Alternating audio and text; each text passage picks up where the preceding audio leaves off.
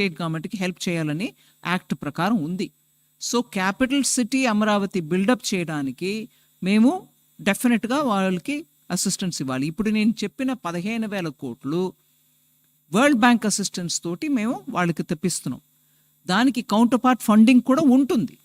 కానీ ఇవాళ state position ఎలా ఉంది, అది ఎట్లాగా వాళ్ళు ఇస్తారా ఇవ్వలేరా, అది మేము సెంటర్ నుంచి గ్రాంట్ ఇచ్చుకుంటామా, ఇవన్నీ చూసి వాళ్ళతోటి మాట్లాడుకొని చేస్తాం. ఎందుకంటే ఆఖరికి ఆ క్యాపిటల్ లేకుండా 10 సంవత్సరం వెళ్ళిపోయాయి. ఆంధ్రప్రదేశ్కు ఒక క్యాపిటల్ ఉండాలి. భారతదేశంలో ఒక రాజ్యం ఉందనంటే క్యాపిటల్ లేకుండా అది ఆంధ్ర. అది యాక్ట్ ప్రకారం ఈ పార్టీకి క్యాపిటల్ అక్కడ ఉండాల్సిందే. నేను ఎవరు చేశారు ఎవరు చేయలేదు అనే విషయకు వెళ్ళలే. ఆ క్యాపిటల్ బిల్డ్ చేయడానికి కేంద్ర ప్రభుత్వం పూర్తిగా కట్టుబడి ఉంది. కొంతమంది మీడియా ప్రాజెక్ట్ అంటే మొత్తం కేంద్రం భరిస్తుంది మేడం, కొంతమంది మీడియా ఇది లోనా ఏంటి అంటారు. ఏమి కాదు, very clear cut grant. There is no repayment from Andhra Pradesh state.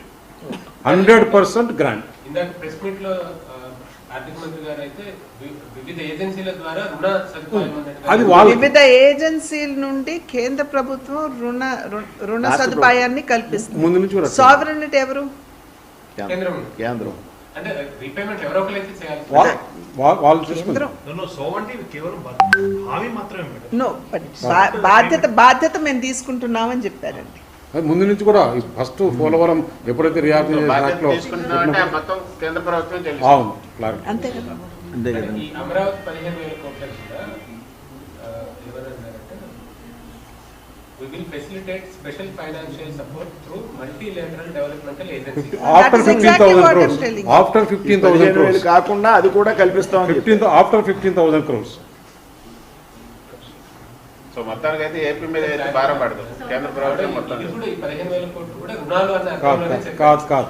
Question కి ఆన్సర్ గా చెప్పారు ఇందాక press meet. No, but still, the center will take the responsibility. Madam, adi